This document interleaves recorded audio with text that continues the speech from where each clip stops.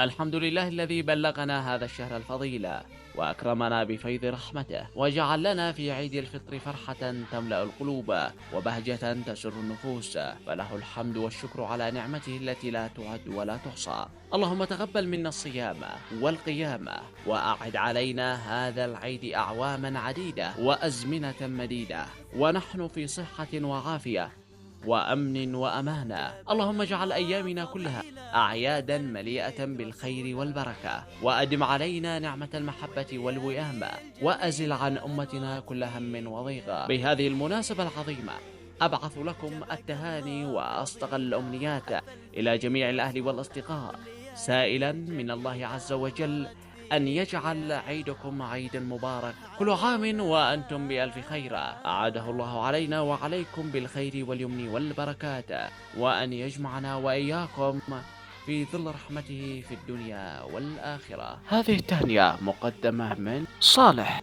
عيدكم مبارك، وكل عام وأنتم بألف خير.